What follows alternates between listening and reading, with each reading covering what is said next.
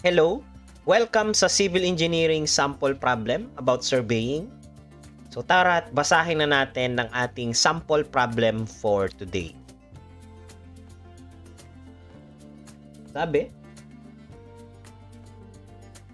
a forward tangent of positive 6% as designed to intersect a back tangent of negative 3% at a proposed underpass along Epifanio de los Santos Avenue so as to maintain a minimum clearance allowed under a bridge which crosses perpendicular to the underpass. A 200 curve lies on the side of the back tangent while a 100-meter curve lies on the side of the forward tangent. The stationing and elevation of the grade intersection is 12 plus 530.2 and 100 meters respectively. The center line of the bridge falls at station 12 plus 575.20. The elevation of the underside of the bridge is 117.48. For question 1, determine the clearance of the bridge at the left side if has a width of 10 meters. Question 2, determine the clearance of the bridge at the right side. And question 3, determine the clearance of the bridge at the center of the bridge. So first, here is the illustration of our problem. As you can see, meron tayong 200 and 100 meter length na curve. And then, yung elevation natin is 100 from the center or from the intersection.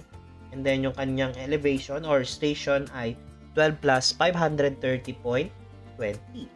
So, sabi yung ating station down ng ating underpass ay 12 plus, ay nung bridge pala, the center line of the bridge falls at station 12 plus 575. So, medyo adjust tayo dito kasi 12 plus 530 yan. So, adjust tayo dito and then makikita nyo yung ating elevation ng ating bridge. Ayan. Elevation of the bridge. Ayan. So, 12 plus 575.20.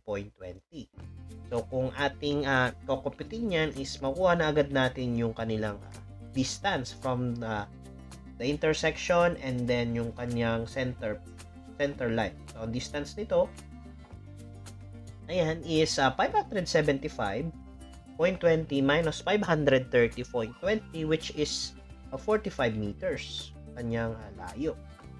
And then, ang sabi pa, so as we read our problem, ayan, ang sabi daw nung ating question 1 is yung width daw ng ating bridge is 10 meters.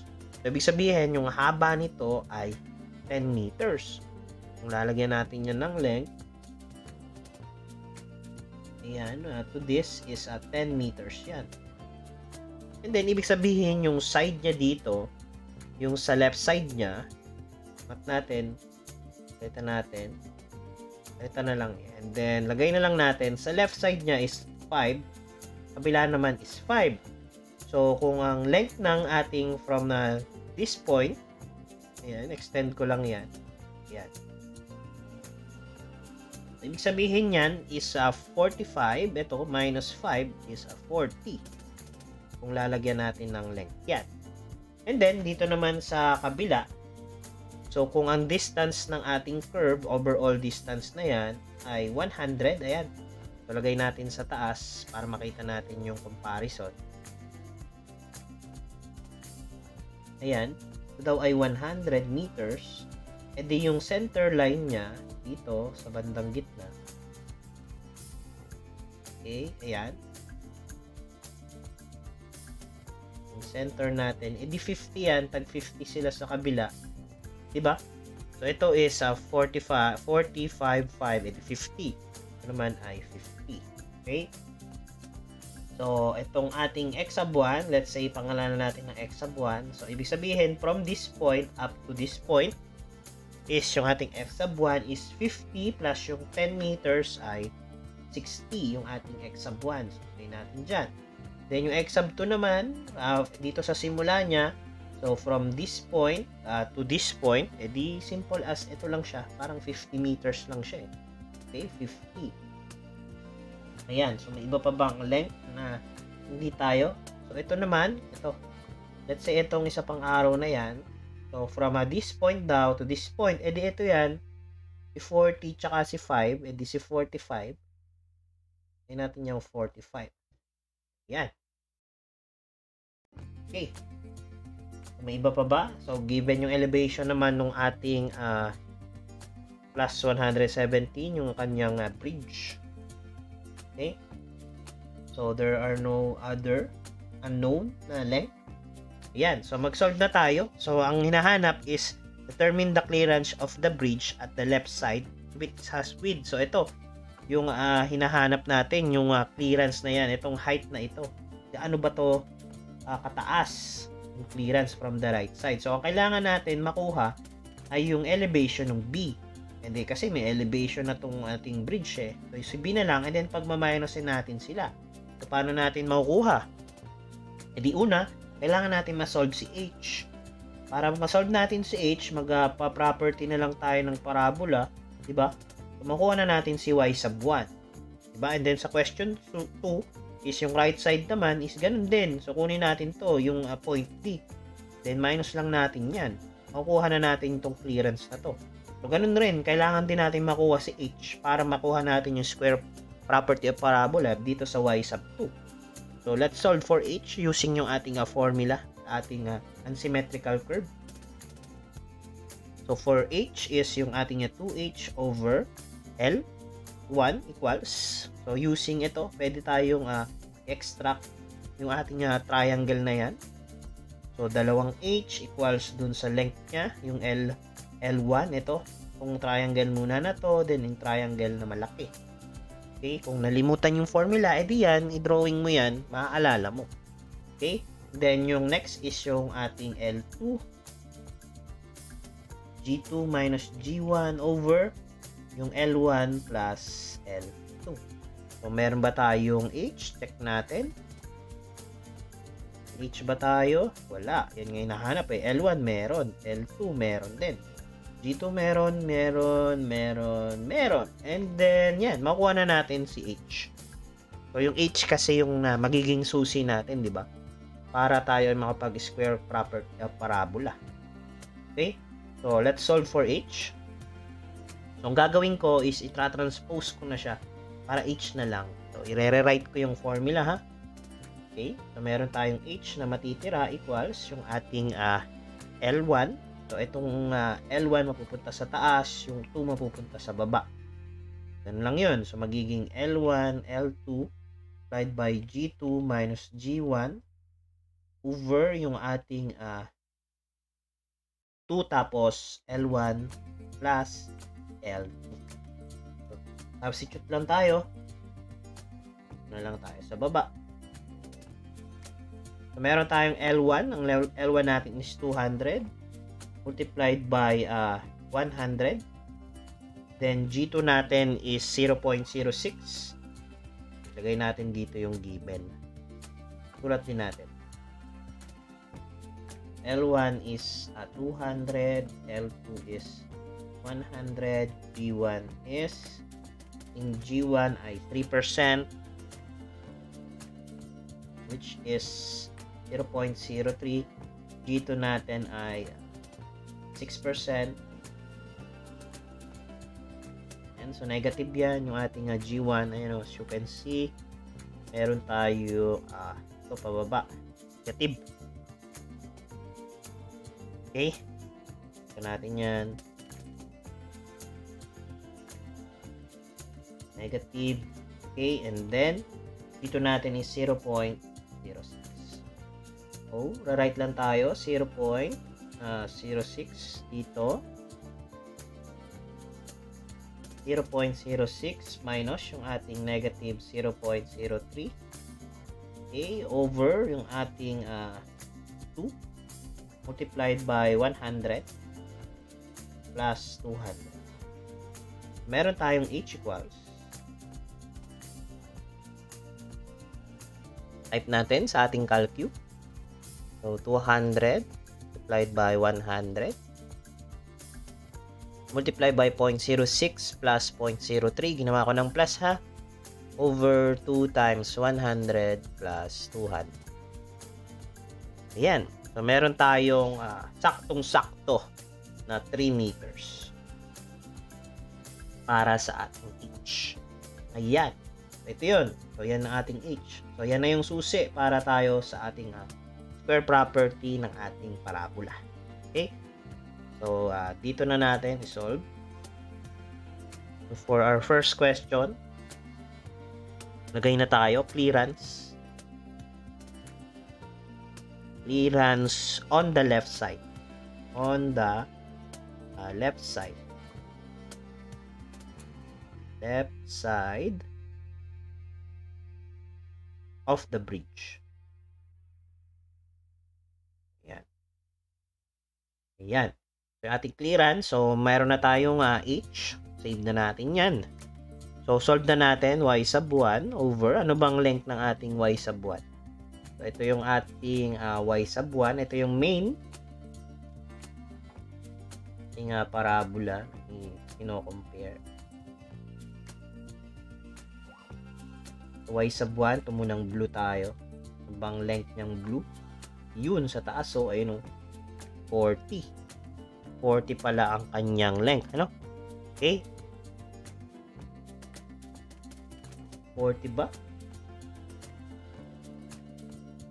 Ito. 40 dito. So, dito sa kabila, ito yung gagamitin natin, yung mas mahaba. So, 60. Okay, huwag malito doon.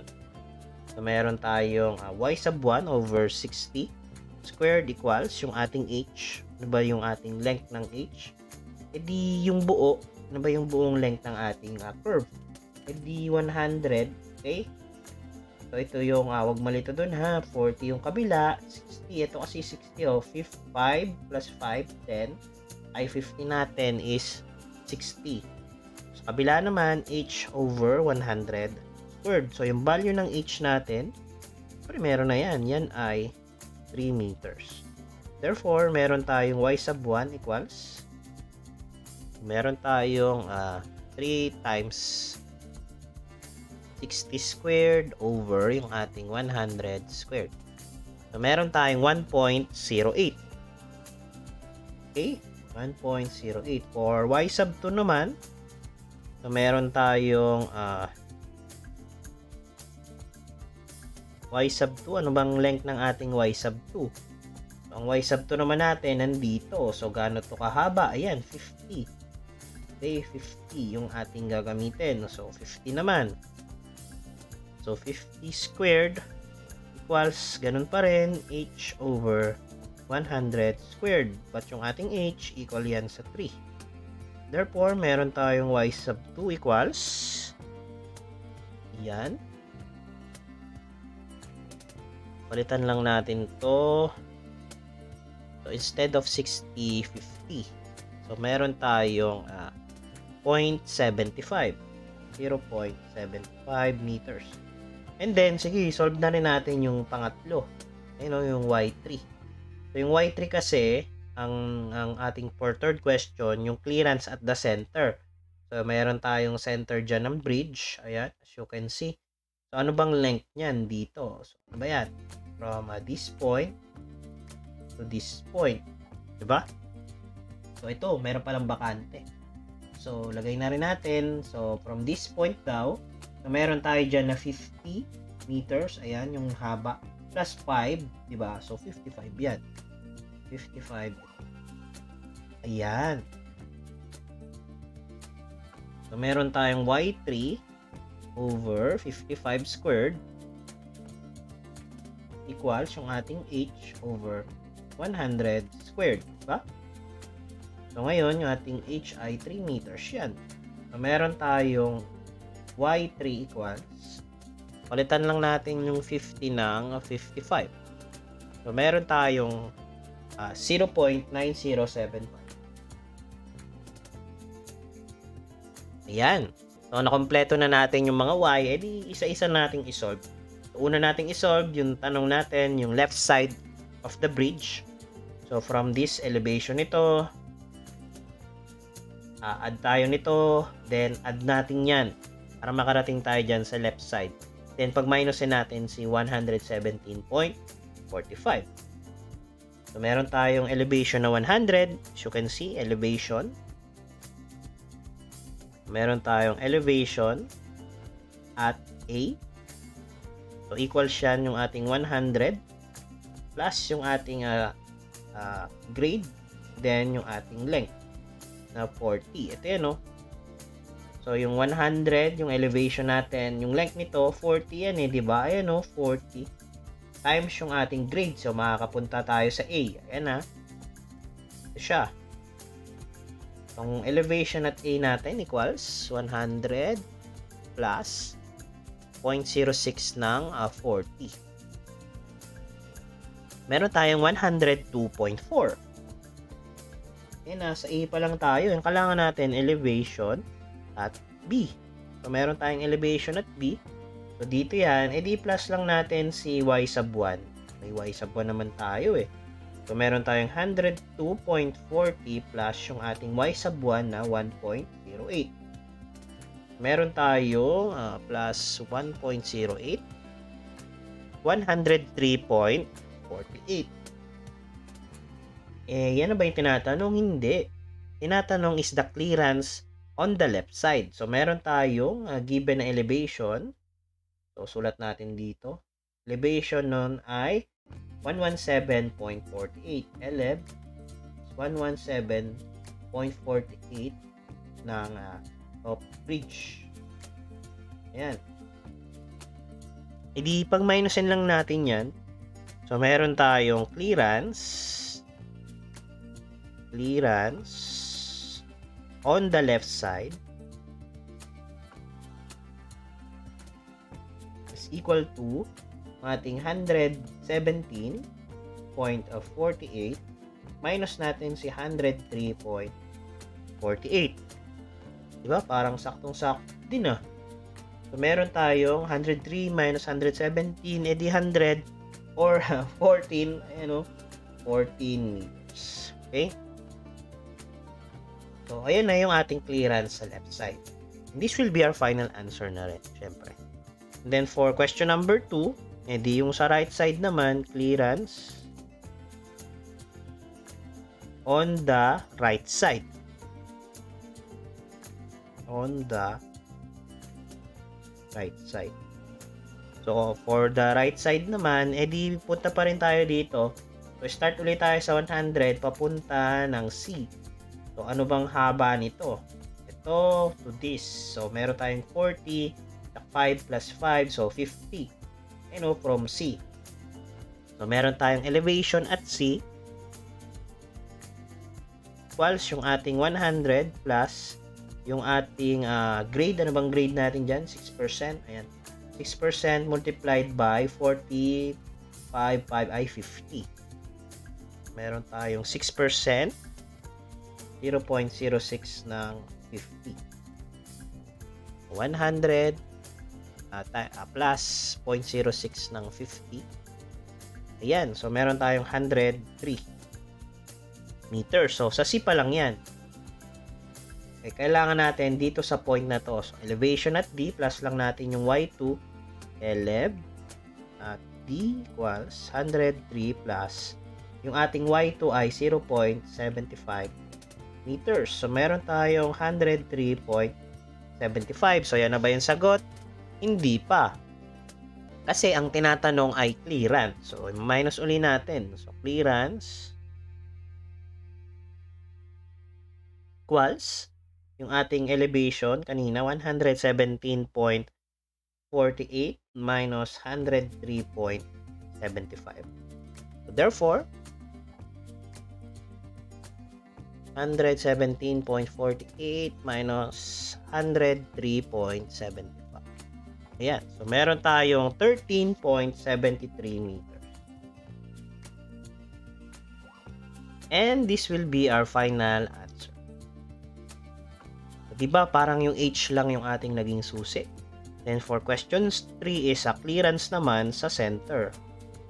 Clearance at the center. So ganun pa rin gagawin natin, hindi from this point as to center. So gaano ba kahaba yun? 45. Saka yung grade, diba? So 100 So, anong elevation ba yan? Sige. Lagay na lang natin kasi elevation at C, D, E. May E na ba dito? So, F na lang. So, lagay natin dito. Elevation ito. Point na to. Ayan. Point na yan. Sabihin natin yan si F. Okay? Elevation at F. So, meron tayong 100 plus yung ating grade. And then, anong length natin? From 45. Diba?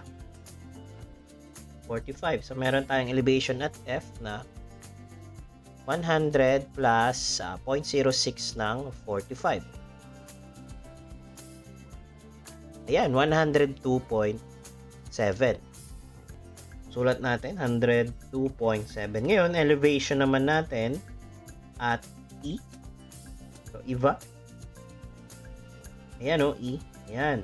So, ganun pa rin ang plano natin. Pagmaminosin lang natin yan. So, elevation at E, plus lang natin yung Y3.